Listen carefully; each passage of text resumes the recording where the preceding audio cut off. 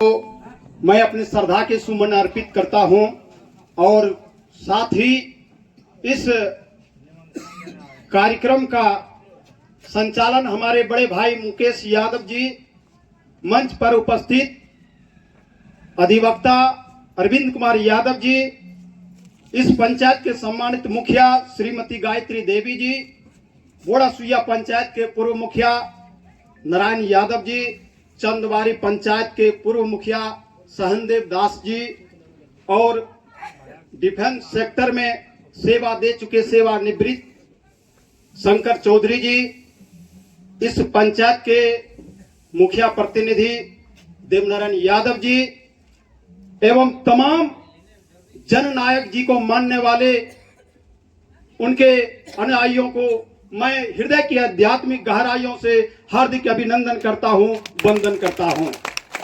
मित्रों, जननायक कर्पूरी ठाकुर ऐसे सामाजिक पुरोधा थे जिन्होंने मुख्यमंत्री के पद पर रहते हुए उन्होंने कई ऐसे कार्य किए जो आज भी उनके कार्य और उनके विचार को समाज तक नहीं पहुंच पाया है। और उन्होंने अपनी पूरी जिंदगी को समाज के उस अंतिम पायदान पर खड़े व्यक्ति को जोड़ने के लिए और उनके लिए वो रात दिन मेहनत करते रहे। मुख्यमंत्री के पद पर रहते हुए भी उन्होंने कई ऐसे फैसले किए जो आज भी उन्हीं के बदौलत से हैं। आज हम लोग कुछ बोल चाल पाते हैं, आज समाज में कुछ हक और अधिकार की बात करते हैं, आज बड़े बड़े लोगों से आज हम लोग जो बातें करते हैं, कहीं न कहीं ऐसे महान जननायक कर्पूरी ठाकुर की देन है। इन्होंने मुख्यमंत्री के पद पर रहते हुए कई बड़े फैसले लिए।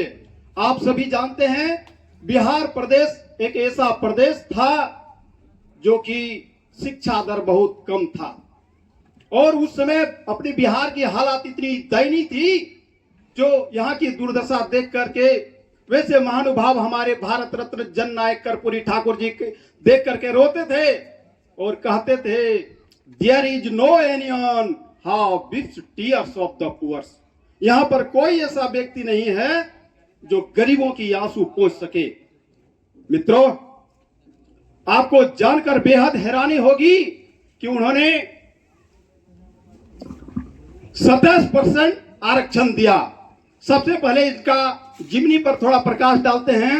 इनका जन्म बिहार के समस्तीपुर जिला के पितौंदिया गांव में 24 जनवरी 1924 ईस्वी को जन्म हुआ।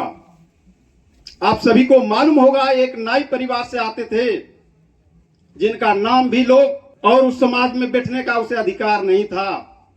ऐसे व्यक्ति बिहार के दो बार मुख्यमंत्री बने। 1970 ईस्वी में पहली बार ये मुख्यमंत्री बने और मुख्यमंत्री के पद पर रहते हुए आप सभी जानते हैं, जैसा कि अभी मैं बता रहा था कि बिहार में शिक्षा दर कम था, लोग पढ़े लिखे बहुत कम थे और अंग्रेजी में तो बिल्कुल कम ही थे। इन्होंने देखा, जांचा, परखा कि बिहार के लोग क्यों आगे नहीं बढ़ पा रहे हैं, शिक्षा दर क्यों आगे नहीं बढ़ पा रहा है। क्योंकि अंग्रेजी बहुत भास्ट था, क्योंकि ये फॉरेन लैंग्वेज है, ये फॉरेन सब्जेक्ट है।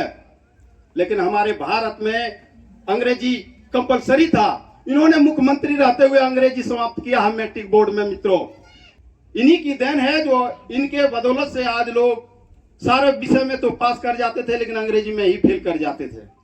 ये चीज को इन्होंने समाप्त कर दिया है। इनका कहना था कि सत्ता सिर्फ भोगने के लिए नहीं है, सत्ता एक सेवा का माध्यम है और लोग इसको दूसरी तरह से दुरुपयोग करते हैं। सत्ता जो है ये सेवा भाव है, ये सेवा का माध्यम है। इन्होंने जाति नहीं देखी, इन्होंने गरीबी देखा, इन्होंने वोट नहीं देखा, इन्होंने इंसान देखा है।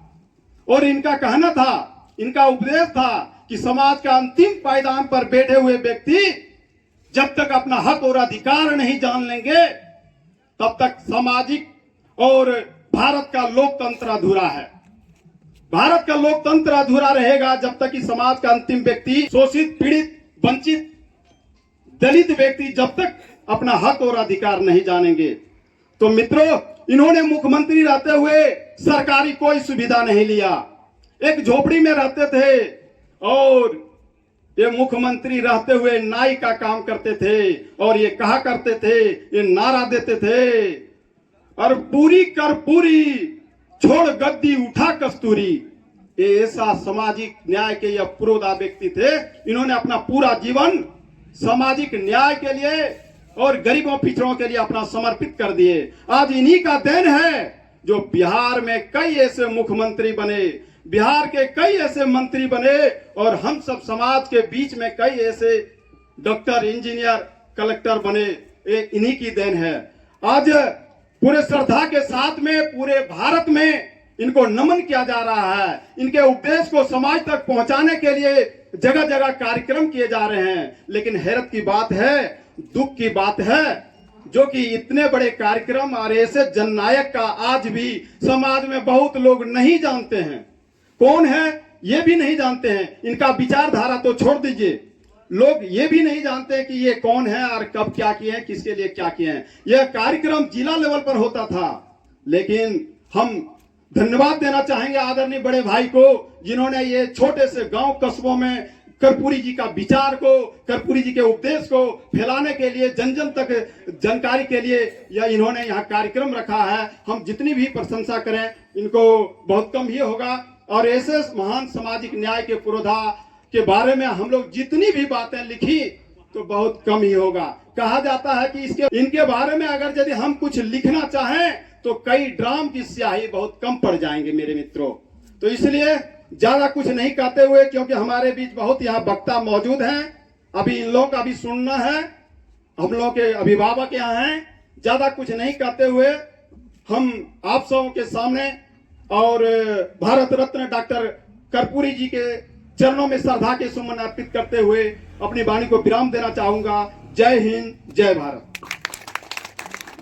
बहुत बहुत धन्यवाद।